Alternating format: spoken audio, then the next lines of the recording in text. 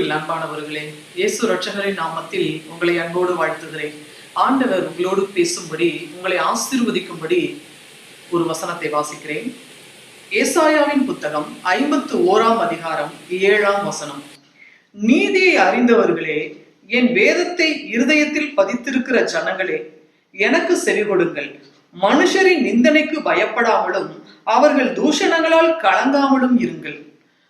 ஆண்டவருடைய வசனம் இவ்விதமாய் சொல்லுகிறது, நீதியை அறிந்தவர்களே அப்படின்னு சொல்லி. இன்னைக்கு நீதிபரராகிய, நீதியின் சூரியனாகிய இயேசு கிறிஸ்துவை நீங்கள் அறிந்திருக்கிறீர்களா?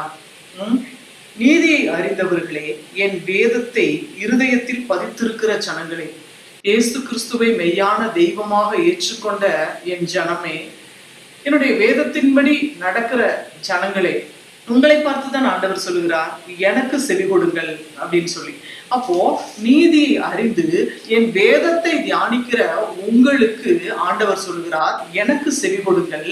நீங்கள் மனுஷரின் நிந்தனைக்கு பயப்படாமல், உங்களை யாராவது நிந்திக்கிறாங்களா, அவர்கள் யாராவது உங்களை தூஷணமா பேசுறாங்களா, கேவலமா பேசுறாங்களா, அவங்களுக்கு நீங்க பயப்படாமலும் கலங்காமலும் இருங்கள். உங்களை நிந்திக்கிறவர்களுக்கு நீங்க பயப்படாதீங்க, உங்களை தூஷணமா பேசுறவங்களுக்கு நீங்க கலங்காம பயப்படாம நீங்க இருங்க அப்படின்னு சொல்லி ஆண்டவர் சொல்கிறார். நீங்க யாரை குறிச்சு, எவ்வளோ பெரிய மனிதர்களா இருந்தாலும், ஐயோ நான் சாதாரண ஒரு பியூனா வேலை பார்க்குறேன், நான் இவ்வளோ கீழே வேலை பார்க்குறேன், அவங்க அவ்வளோ பெரிய ஆளு அப்படின்லாம் சொல்லி நீங்க பயப்பட வேண்டாம். அவங்க ஏதாவது செஞ்சிருவாங்களா, அவங்க வயசுல பெரியவங்க, எவ்வளவு பெரியவங்களா இருந்தாலும் வேதத்தை, தேவனுடைய நீதியை அறிந்து வேதத்தை கை கொள்ளுகிற உங்களுக்கு ஆண்டவர் சொல்லுகிறார், எந்த நிந்தனைக்கும் எந்த தூஷணத்துக்கும் நீங்க பயப்படாமலும் கலங்காமலும் இருங்கள் என்று ஆண்டவர் சொல்கிறார்.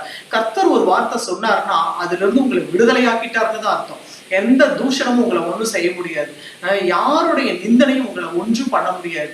ஏன்னா ஆண்டவருடைய வசனம், அவருடைய வேதம் உங்கள் இருதயத்தில் இருக்கிறபடினால் நீங்கள் ஒன்றுக்கும் கலங்கவும் தேவையில்லை, பயப்பட வேண்டிய அவசியமும் இல்லை. ஆம் பிரியமானவர்களே, கர்த்தர் உங்களோடு கூட இருக்கிறார். உங்களை நிந்திக்கிறவர்களை, தூஷிக்கிறவர்களை அவர் பார்த்து கொள்ளுவார். நீங்கள் கர்த்தருக்கு பிரியமாய் நடந்து கர்த்தருடைய வேதத்திலே நீங்கள் இரவும் பகலும் அதில் தியானமாய் இருக்கும் பொழுது நீங்கள் பாக்கியவான்களாய் இருப்பீர்கள். அவருடைய வசனங்கள் உங்கள் இருதயத்தில் இருக்கும் பொழுது நீங்க எதுக்கும் பயப்படணுங்கிற அவசியம் இல்லை என்று ஆண்டவர் சொல்லுகிறார். நாம் ஜெபிப்போம். சர்வவல்லமையுள்ள எங்கள் அன்பின் பரலோக பிதாவே, இயேசுப்பா, நல்ல வேளைக்காய் நாங்கள் நன்றி செலுத்துகிறோம் சுவாமி. என் நீதியை அறிந்து என் வேதத்தை இருதயத்தில் பதித்திருக்கிற ஜனங்களே, நீங்கள் ஆண்டவரே நிந்திக்கிறவர்களுக்கு பயப்படாமலும் தூஷிக்கிறவர்களை குறித்து கலங்காமலும் இருங்கள் என்று சொல்லி இருக்கிறீர் ஆண்டவரே. அப்பா, உங்களுடைய ஜனங்களை ஆண்டவரே யாரெல்லாம் நிந்திக்கிறாங்களோ, யாரெல்லாம் தூஷணமா பேசினாங்களோ சாமி, அவர்கள் எல்லாம் கர்த்தாவை நீர் பார்த்து கொள்ளுகிறாங்க. உங்களுடைய ஜனங்களுக்கு கர்த்தர் நீர் விடுதலையும் சமாதானத்தையும் சுகத்தையும் ஆரோக்கியத்தையும் நீர் கட்டளையிடுகிறாங்க.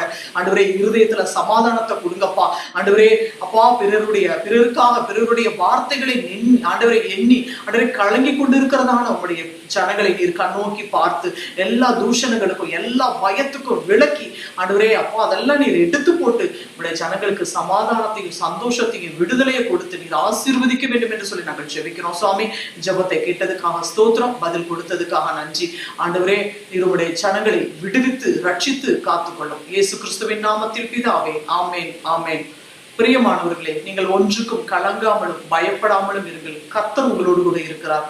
கர்த்தர் உங்கள் பட்சத்தில் இருந்து அவர் பதில் செய்கிற தேவனாய் இருக்கிறார். God bless you.